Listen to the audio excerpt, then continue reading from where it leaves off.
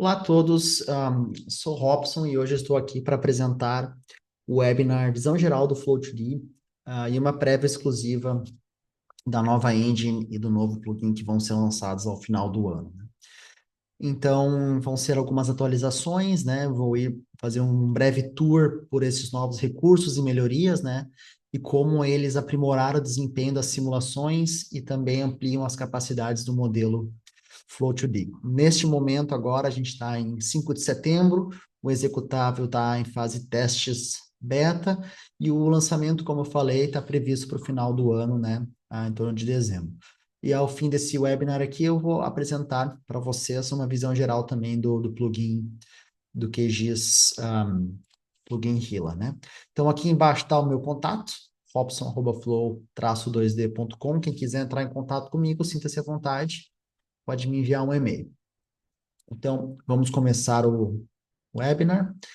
Então, esse primeiro slide é modelagem com o Flow2D, né? Então, a gente sempre fala que este modelo, ele foi desenvolvido por engenheiros para engenheiros, né? Esse é uma frase nossa, porque ele é um modelo que pode virar a ser muito complexo, requerindo muitos dados de entrada, e também ele gera muitos dados de saída que a gente tem que ter uma expertise muito boa para a gente conseguir tirar tudo que o modelo nos permite tirar dele, né? Seja com nossas análises, né?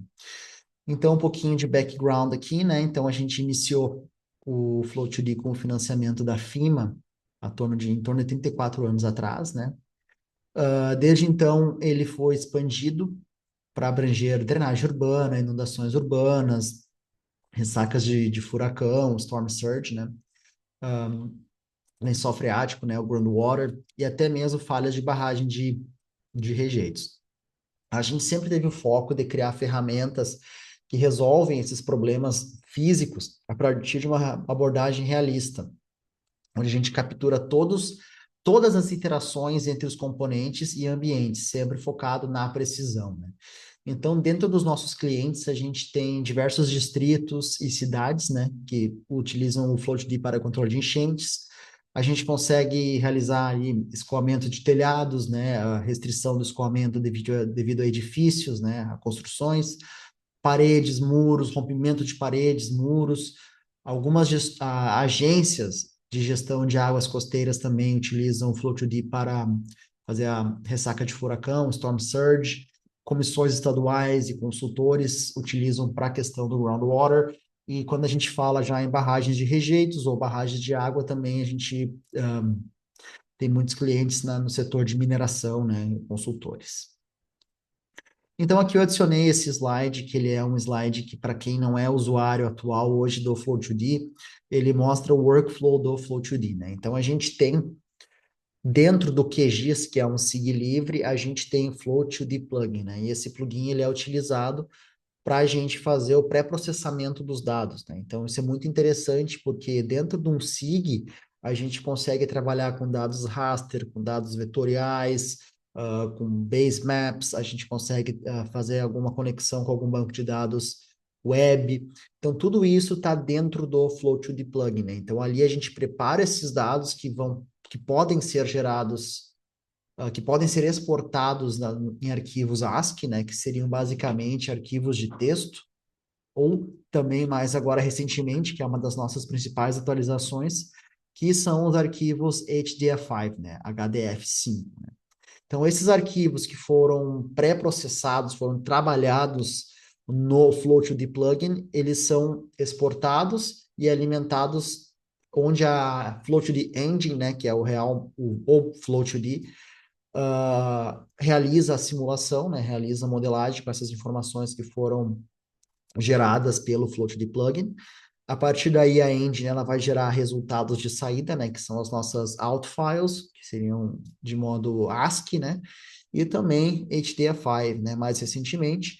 E a partir de então, ainda dentro da plataforma QGIS, a gente tem os nossos plugins de pós-processamento, que hoje é o MapCrafter e o Rasterizer. Então, eles geram mapas, conseguem fazer plots do sistema de drenagem, e ainda tudo isso integrado ao próprio plugin do Flow2D no QGIS, né? Que a gente consegue utilizar ferramentas de revisão e fazer alguns tipos de plots, né?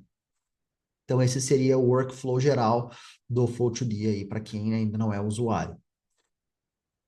Então, a próxima release nossa, né, será a build 25.12.26, né? Então, aqui nesse webinar de hoje, esse webinar de hoje basicamente é o início de uma sequência de webinars que vão ser, realizados até o fim do ano, né? Então, a gente tem hoje essa grande atualização que é os datasets HDF5, tanto para entrada quanto para saída no modelo.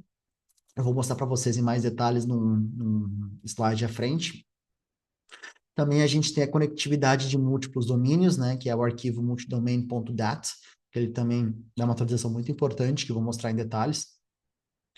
A nossa simulação de fluxo de lama avançado, né, o fluxo bifásico, e também uma revisão do código, né, para rompimento de barragem de rejeitos em fluxo bifásico e novos arquivos de saída, que também vou mostrar aqui nesse webinar para vocês. Também aprimoramentos gerais em termos de velocidade e estabilidade do modelo. Mais algumas atualizações, então, né? Para quem já é usuário, a gente tem o raincell.data, né? Que é onde é que a gente consegue alimentar o modelo com precipitações espacialmente e temporalmente variáveis, né? Esses arquivos, como muitas vezes a gente tem precipitação de 5, 15, 30 ou até 1 hora durante alguns dias, esse arquivo ele tende a ser um arquivo muito pesado, né? E aí, então, a gente ah, resolveu esse problema criando dois outros arquivos que são mais leves, que são o float raincell.dat e o raincellraw.dat também, né? Além disso, também a gente criou esse steep slope n, né, que seriam ajustes de valores de n para encostas íngremes, né?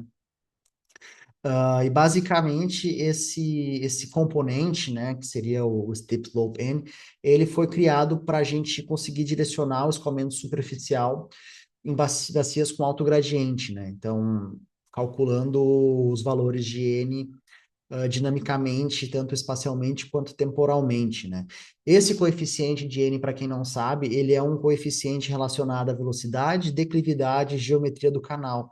Ele representa, então, os efeitos combinados do atrito do leito, formas do fundo, vegetação, curvas, expansões e ressalto hidráulico, né? Então, como a gente sabe que esses valores de N geralmente aumentam com a declividade, essa ferramenta, esse componente, o Steep Slope N, ele acaba melhorando a nossa precisão na simulação de cheias, onde a gente tem terrenos íngremes, ajustando então, né, essa a rugosidade, né, durante a simulação. Então, como eu já tinha falado também, além dos melhoramentos, né, com relação à estabilidade e à velocidade da simulação, a gente também tem melhorias diversas e também correções de bugs no código e aprimoramentos na instalação, né? Isso aí serve para facilitar a instalação do Flow2D junto com o QGIS, né? Então a gente deu uma melhorada aí no nosso pacote, no nosso instalador, né? Junto das atualizações, claro, a gente sempre envia, né, nossos white papers, né, que descrevem em detalhes todos esses componentes aí novos, inovadores do Flow2D. Algumas apresentações em PowerPoints, webinars gravados também a gente tem disponíveis, né? Projetos e outros materiais que podem ajudar vocês a entender cada um dos nossos componentes, né?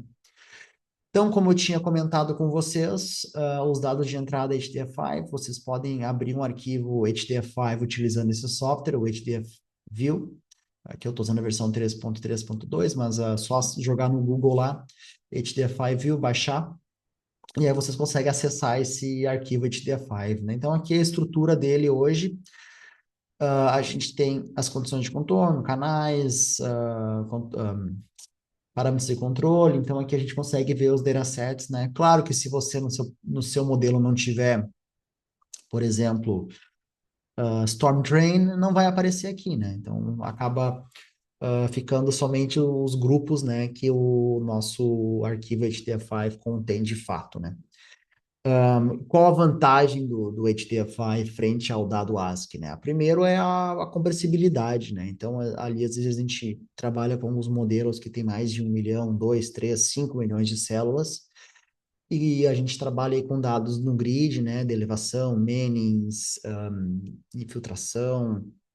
Isso aí acaba gerando um peso muito grande nesses arquivos ASCII, né? Às vezes chega a 2, 3 gigabytes, né, para um projeto. E o HDF5, esse arquivo, esse tipo de arquivo, ele é muito utilizado na comunidade científica porque ele tem uma boa compressibilidade sem perder a precisão dos dados, né? Então aí a gente consegue um projeto que em torno de 1 gigabyte, a gente consegue baixar para 100 mega ou menos, ainda dependendo do tipo de dado, né?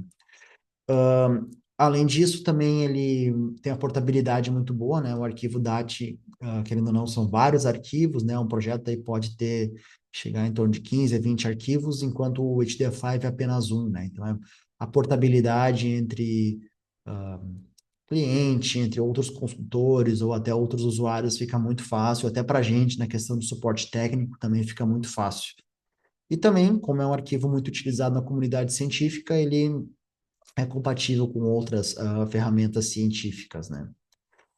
Então, os múltiplos domínios, né? Então, para quem já era usuário, vocês têm que se lembrar que a gente ainda continua mantendo que é só possível conectar até 9 subdomínios, né? Dentro de um GeoPackage, né? Mas esse processo dos subdomínios, ele foi simplificado, né? Com esse arquivo multidomain.dat, né? Que basicamente ele é o número, né, do subdomínio, né, no caso aqui é só um exemplo, vamos supor que seria um, então as células do domínio upstream, né, o domínio montante, são conectadas a outra célula do domínio jusante, né, podendo ser mais do que uma célula caso a malha tenha valores diferentes, né.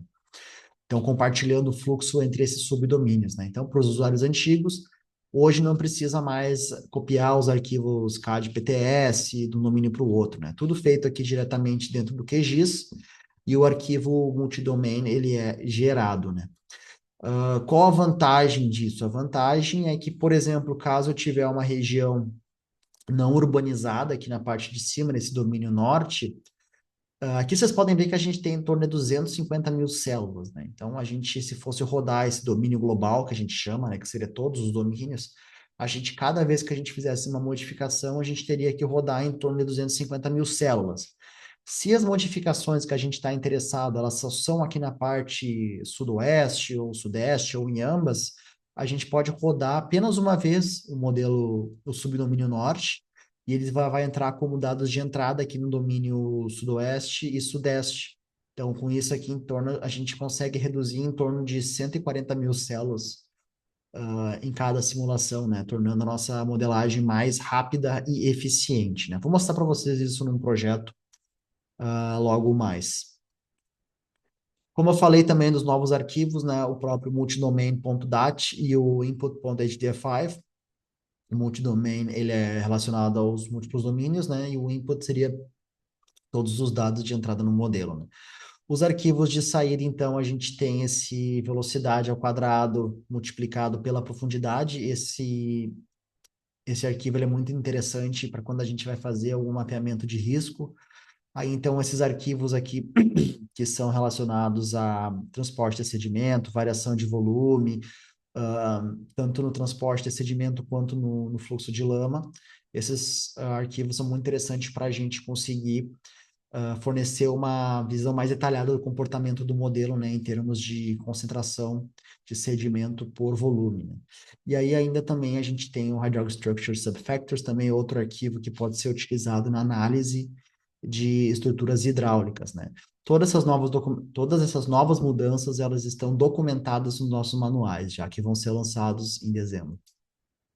Aqui são outros arquivos, né, do Steep Slope, né, que seria o ajuste de Mannings, né, que seria o Steep Slope N, aqui então a gente consegue determinar quais células que a gente quer que esse ajuste seja feito, ou se vai ser feito em todo o modelo, e o arquivo de saída, né, steeprough.out, né, que ele nos mostra também resultados deste componente. E alguns arquivos check, né, CHK, que aqui no caso seriam alguns para as estruturas hidráulicas, como essa aqui, por exemplo, escoamento raso, condições de jusante, tabelas de descarga e condições de montante, né? Então, alguns arquivos aí que podem auxiliar na análise dos resultados do modelo. Agora falando um pouco então do fluxo bifásico, né? Ele foi significantemente aprimorado, agora ele é mais robusto, né? Que nos permite simular falhas em cascata, né? Onde o rompimento de uma barragem de montante, seja ela de rejeito ou de água, ela pode escoar para baixo, atingindo um outro reservatório de uma outra barragem, né? Que pode vir a gerar o galgamento da barragem de rejeitos ou reservatório a jusante, né? Então a gente consegue atribuir qualquer modo de falha para o reservatório a montante, seja ela uma falha instantânea, uma falha por erosão ou uma falha por uma taxa prescrita. Também a gente tem as falhas de pilhas secas, né? Que seria o dry stack failure, pode ser tanto estática ou sísmica, e sem né, necessidade de barragem. Né? Para quem conhece já, a gente precisa colocar leves, né? Quando a gente vai fazer um rompimento de barragem, quando a gente trabalha com pilhas de rejeitos, a gente pode deixar as pilhas expostas e aí sim fazer a mobilização dessas pilhas, né? O rompimento dessas pilhas, a ruptura dessas pilhas. Aqui um pouquinho mais de informações sobre o fluxo de lama, o mud flow, né, e a água, né? Então vocês podem ver aqui na esquerda da tela de vocês uma simulação de mud flow, né? Vocês podem ver que devido à viscosidade, as características do fluido, né, como tensão de escoamento, forças dispersivas, etc., ele acaba não indo tão longe quanto considerado somente um escoamento de água, né? O flow 2D, então, ele acompanha e conserva os volumes de água e sedimento, né? E ele direciona os fluxos através do ambiente urbano. Se a gente tem ruas, edificações, canais, barreiras, tudo isso pode restringir e direcionar o escoamento para um determinado ponto, né? Interessante ressaltar aqui, né, que o Flow2D ele considera a concentração de sedimentos variando tanto no tempo quanto no espaço, né? E ele conserva o volume em torno de 0% de erro de volume, né? Esses ambientes complexos, né? Onde a gente tem algumas estruturas urbanas, como diques, casas, edifícios, né? Então, mostrando toda a sua robustez. Agora, saindo um pouco da engine e indo um pouco em direção ao Flow2D Hila, né?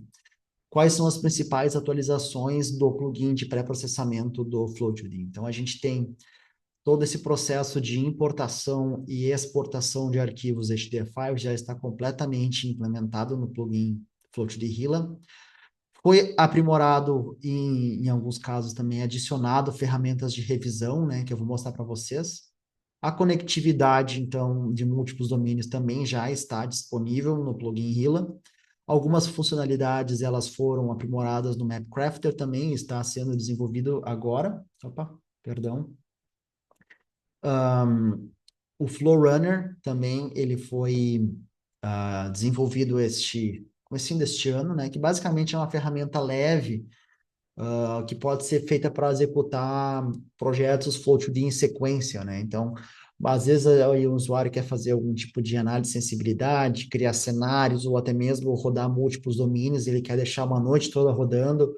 O Flowrunner serve para a gente selecionar os arquivos que vão ser rodados e deixar rodando em sequência, né? Então aí a gente ganha um tempo para execução em lote desses modelos, né? Então aqui é uma visão geral do plugin Hila, né? Eu vou mostrar para vocês o hands-on no final dessa apresentação, mas basicamente então a gente tem aqui essa seria a toolbar do Float de Hila. Aqui à esquerda a gente tem todas as layers, né? Hoje a gente tem um número reduzido de layers que não são avançadas, né? A gente pode selecionar e abrir também o leque de layers avançadas, né? Onde a gente tem tabelas de controle, tabelas de precipitação, etc, etc, são tabelas mais avançadas, né? Aqui embaixo a gente tem o editor de tabela, né, que a gente pode utilizar para copiar, colar, alterar algum dado e também exportar esses dados para uma tabela Excel, caso o usuário deseja. E também temos os plots aqui, que da mesma forma podem ser exportados como figuras, caso o usuário deseje. Em cima aqui a gente tem o Grid Info, né, que basicamente a gente pode colocar o ID do grid e visualizar ele. Vamos ter um dado rápido de elevação desse grid, da rugosidade, o tamanho da célula. E o render que foi adicionado, vou mostrar para vocês na sequência, que ele serve para agilizar a simbologia do QGIS, né? E aqui à direita, então, a gente tem os nossos editores, né? Alguns botões foram adicionados, e vou explicar eles em detalhes em um segundinho, né? Sempre dizendo que o plugin ele sempre passa por testes automatizados, né? A cada novo release ou a cada modificação que a gente faça. E também a gente faz testes de usuário, né? Com a gente trabalhando no modelo aí em alguns outros projetos, para a gente sempre encontrar possíveis bugs, erros e alguma coisa. Então, está sempre em atualização, né? Aqui seria o plot do sistema de drenagem, né? Também foi adicionado um animador ao sistema de drenagem, mas esse é só um plot, né? Como se a gente estivesse, antes de rodar o modelo, dando uma olhada se está de acordo com o que está no campo, né? O sistema de drenagem.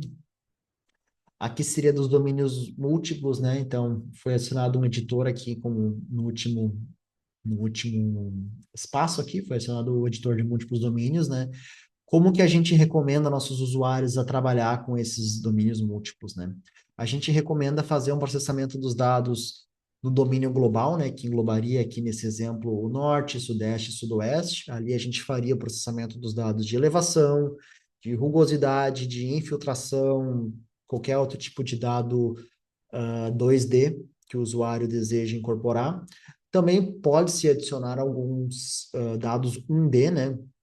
Claro que o ideal seria não transpassar dois subdomínios, né? Até porque se transpassar na hora que exportar os subdomínios individuais, esse componente 1D não vai ser exportado, mas esse é papo para outro webinar.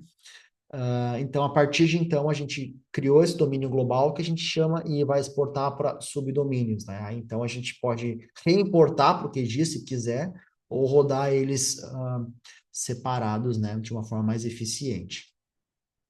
A ferramenta de revisão, então, aqui vou mostrar para vocês no final do webinar, mas basicamente só trazendo alguns plots aqui para vocês poderem visualizar. Alguns editores de acesso rápido também, né? Então, seria o Flow2D Info Tool. Basicamente, a gente clica e seleciona o conduto ou o nó que a gente está interessado, e ele vai abrir, então, essas propriedades do conduto aqui no caso, né? Esse em vermelho, e se eu quiser alterar aqui o valor de meme, colocar um offset, ou alterar a profundidade dele, eu já atualizo aqui rapidamente, já atualiza na GeoPackage e fica tudo pronto, né? Então, facilita muito o desenvolvimento do sistema de drenagem, essa nova ferramenta de InfoTool. Também aqui, pedido de muitos usuários, né? A gente colocou o limpar selecionados, né? Que seria essa vassourinha aqui, às vezes fica selecionado uma uma feature, né, de alguma layer e o usuário acaba esquecendo onde é que estava e fica marcado no mapa, então a gente acabou adicionando esse ícone. Também adicionamos dois ícones aqui que às vezes o usuário fecha sem querer a table ou plot aqui, e aí é só clicar aqui que ele reabre de uma forma bem rápida. E esse último botãozinho aqui na esquerda é só para fechar todos os editores de uma vez só, né? Às vezes a gente está trabalhando com Storm Drain Channel, fica tudo aberto e fechar rapidinho ali, só clicar ali. Sobre a renderização, então, que eu acho que foi uma grande incorporação ao nosso plugin, né? Que quando a gente trabalha com modelos menores, ali em torno de 100 mil células, a renderização não, a simbologia do QGIS, ela carrega de forma muito rápida e aí não tem nenhum problema, né? O usuário pode fazer da forma que ele bem entender.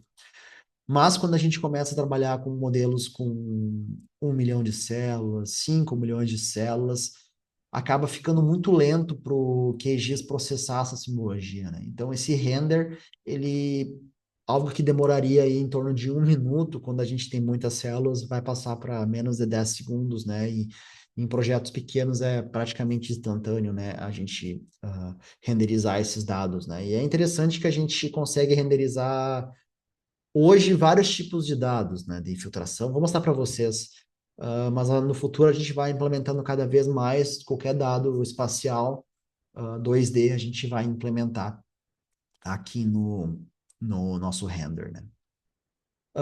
Então, para finalizar aqui, já chegando no final dessa apresentação, quais são os nossos recursos, né? A gente tem essa página de documentação do fluxo de ela está atualizada, e o Data Input Manual também está disponível, mas tudo isso vai ser demonstrado ao final do ano, onde a gente vai ter, então, essa transição da nossa documentação, que hoje ela é feita em PDFs, ela vai passar, então, para uma página na internet totalmente online, né? Que facilita e também pode ser alimentado para quem quiser em algum tipo de modelo de IA, né? Desses de chat GPT da vida aí, por exemplo, para facilitar a busca e resultados do nossa documentação, que ela é uma documentação muito robusta, tanto no nosso manual de referência, quanto também no nosso Data Input Manual. Então, como já vinha falado, junto com toda essa nova build, né, a gente vai ter esses manuais, tutoriais, diversas aulas, webinars grátis, exemplo de projetos que por muitas vezes para mim é muito importante a gente ver como que a gente aqui que é desenvolvedor cria os projetos, né? Porque às vezes pode fazer de várias maneiras, né? Mas geralmente o que a gente desenvolveu, a gente já tem uma ideia melhor do que da melhor forma de representar algo, né?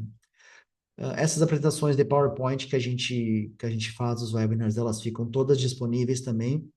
O suporte técnico nosso, 24 horas por semana, 7 dias por semana. E também a gente tem esse acompanhamento técnico de projetos de consultoria, caso for de interesse de algum cliente, é só entrar em contato com a gente, né? Hoje a gente tem no YouTube, então, diversos canais, né? Inglês, português, espanhol, e agora acredito que vai surgir um em italiano também. E existe alguns vídeos, eu não vou me ater muito aqui, só jogar no YouTube Flow2D. Se quiser em inglês, tem mais informações hoje em inglês do que em português, até porque o canal em português está começando agora, desculpa.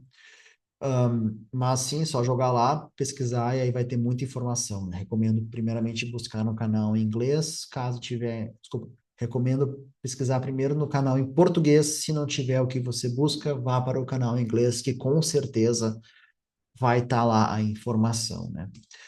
Então aqui eu botei um slide de perguntas, né? Mas caso alguém tenha alguma pergunta, pode fazer aí que no final da apresentação eu vou respondê-las, né? Vou passar aqui então para um projeto, um hands-on aqui, né? Então, basicamente, esse é o que a gente chama do nosso kit de autoajuda, porque nesse projeto é onde a gente ensina a criar um modelo Flow2D do zero até um dos níveis mais altos de complexidade, incluindo canais 1D, sistema de drenagem, precipitação variável no tempo e espaço, estruturas hidráulicas, muros, rompimento de muros, infiltração. Então, ele é o exemplo mais completo de todas as capacidades, desculpas, do Flow2D, né? Então, para mostrar aqui para vocês nesse primeiro hands-on aqui, então, eu vou começar pelo render, que eu acho que é uma ferramenta muito boa que foi adicionada, né? Então, se eu clicar aqui e vir em grid, a gente consegue ver os dados de elevação de uma forma muito rápida, quase que instantâneo. Os dados de Manning, a gente consegue também ver dados de... Aqui eu estou com uma infiltração de Green Amp, então, condutividade hidráulica, já fica pronto aqui. A gente consegue ver impervious percentage, então, tudo já está aqui renderizado de uma forma muito rápida para a gente ter uma rápida demonstração desses dados, né? Se quiser tirar o render, é só clicar aqui e está tudo certo. Vou começar mostrando para vocês, então, o Info Tool aqui. Então, basicamente, cliquei nele. Se eu for num conduto, Storm Drain Conduits, esse PJ1363148, e já venho para cá. Se eu quiser alterar algum valor nele aqui, eu posso alterar. Se eu for para um inlet ou uma junction aqui, eu posso ver os atributos também. Então, ele vai abrindo como uma tab aqui. Se eu alterar um valor aqui, automaticamente já está alterado na GeoPackaging. Então, posso fechar aqui. Ainda utilizando a InfloTool, eu posso mostrar para vocês, por exemplo, o left bank aqui do channel. Este aqui. Então, basicamente, a gente tem aqui o fundo do canal, né? A margem esquerda, a margem direita, e aqui a gente tem a tabela, né? Que dá para dar um Ctrl A aqui, copiar para um Excel ou como vocês quiserem fazer, né? aqui a gente tem as cross-sections, essa maior aqui com a setinha, ela foi a que o usuário inseriu, e essas que não têm essa setinha, que são menores, elas são as que foram interpoladas entre essas duas cross-sections, né? Então, se a gente pegar essa aqui, ela vai nos dar o valor, né? A estação e elevação, aqui é a outra, por exemplo. Se eu pegar uma interpolada, a gente não vai ver o gráfico dela, mas vai ter os dados, né? Essa aqui é uma interpolação.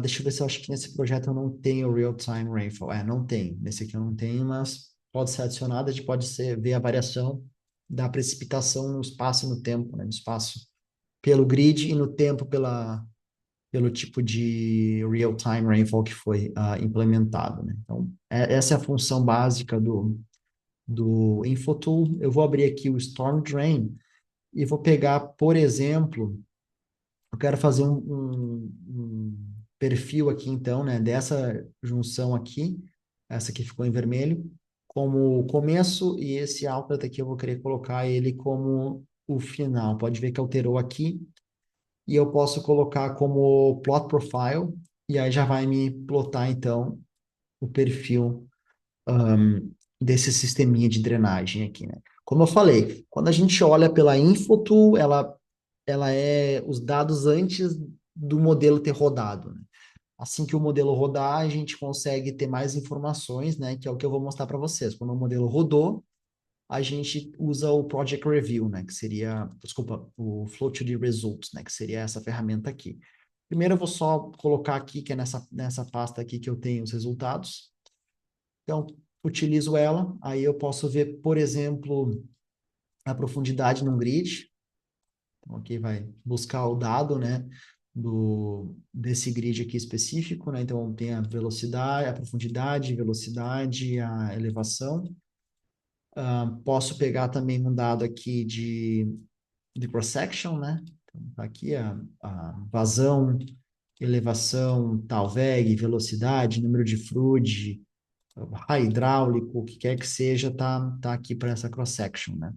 Também, se eu olhar na margem aqui, né? Nesse aqui eu consigo pegar os dados do canal. Então, vou expandir aqui um pouco, né? Vocês podem ver que a gente tem vários dados, né?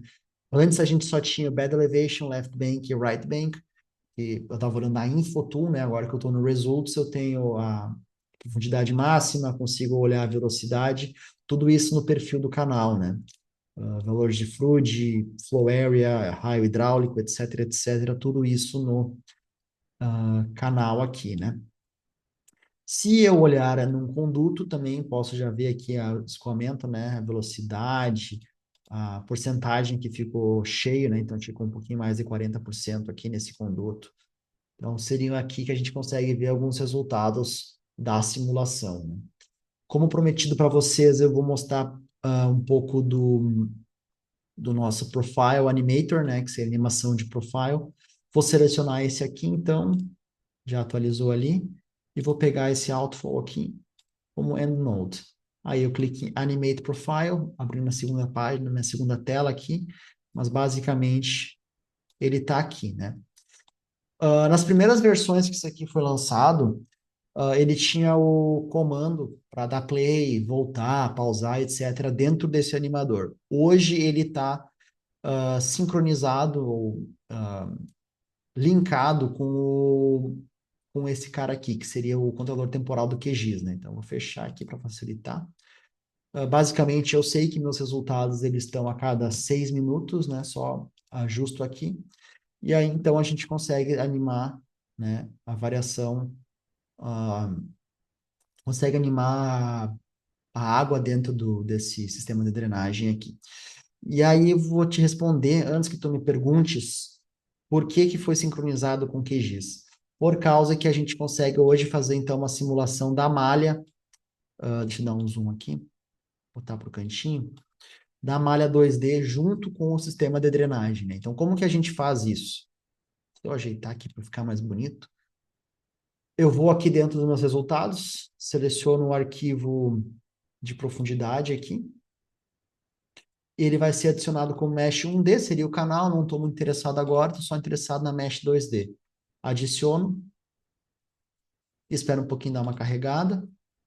Uma vez que já carregou, fica extremamente rápido, né? Então, Aqui a gente tem que só, primeiramente, antes de qualquer coisa, a gente tem que sincronizar, né, essa data aqui, porque o nosso resultado do sistema de drenagem, ele leva em consideração o dia, né? Então a gente tem que colocar aqui que seria 2020, 0101 com 06. E aí a simbologia, eu vou estar interessado em ver a profundidade. Aqui eu gosto de colocar um cutout de 0,01, que seja. Isso aqui tem pés, só para informação, né? E eu vou clipar tudo que está abaixo disso, não vou mostrar nesse mapa, né? Então, a importância disso é que então a gente consegue verificar a variação, tirar o grid que fica mais legal de ver. A gente consegue verificar, então, a chuva acontecendo. Na verdade, começa com o canal aqui, né? Se vocês forem ver, ó, o canal começa a encher, e aí começa a entrar um pouco de água aqui nesse conduto, e aí a gente começa a ver a precipitação acontecendo na maré 2D. A gente tem um inflow aqui, então aí a gente consegue ver, né? Claro que muito desse texto muda conforme esse valor aqui que a gente colocar de 0,1 pés, né? Não vou mostrar, então assim, fica mais interessante de visualizar, né, o resultado, ó. Esse conduto, como ele está mais embaixo, ali, ele tem uma forte entrada de água devido ao canal, né? Mas então essas são as capacidades totais hoje de demonstração aí da nossa Results Tool, né? Deixa eu ver se tem mais alguma coisa que eu possa mostrar para vocês aqui. Acredito que não.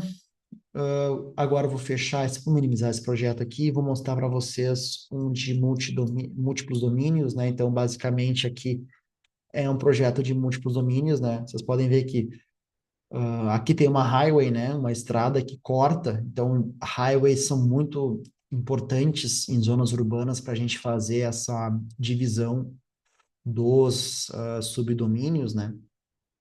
Porque elas cortam o escoamento, né? E a gente consegue utilizar algum tipo de estrutura para receber o escoamento demontante e jogar ele para o jusante. Então, é realmente uma ótima, como é que eu posso dizer? Uma ótima feature, né? Um ótimo lugar para fazer o corte entre subdomínios, né? Mas isso aqui basicamente é só um exemplo para vocês. Vou renderizar aqui a elevação para vocês verem. Então, a gente tem essa área aqui que ela é não urbanizada, né? Então, basicamente, eu estou interessado em fazer algumas modificações aqui embaixo. Então, se vocês forem ver aqui, vou selecionar, só para a gente ter uma noção do que eu estou falando. Esse grid aqui de cima, ele tem aproximadamente, vamos ver, 140 mil células. Isso aqui eu precisaria rodar apenas uma vez.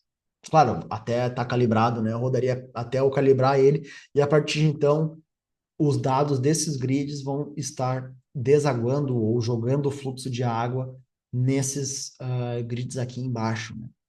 Então, eu vou evitar rodar cada vez 140 mil células, né? Então, isso vai tornar minha modelagem muito mais eficiente. Então, isso vai ficar somente como a, a contribuição desse subdomínio para esse, e qualquer modificação que eu faço aqui, eu só rodo nesse subdomínio, né? Que esse subdomínio, por exemplo, esse aqui tem em torno de 59 mil células, né? Então, se eu rodar nesse subdomínio, o que eu quero fazer, uma alternativa de mitigação, ou o que quer que seja, eu já estiver satisfeito e eu quero só focar nesse aqui, então, ao invés de eu rodar 200 mil células, eu vou rodar apenas 34 mil células aqui. Se eu gastar mais tempo construindo, por exemplo, um shopping center, alguma coisa aqui, né? Ou alguma estrutura nesse canal, o que quer que seja, né? Então, isso aí mostra a capacidade dos subdomínios de fazer a nossa modelagem no Float2D, então, muito mais eficiente e rápida, né? Então, basicamente, seria isso que eu queria mostrar para vocês hoje. As perguntas eu vou responder agora, depois que eu parar de gravar. Muito obrigado a presença de todos.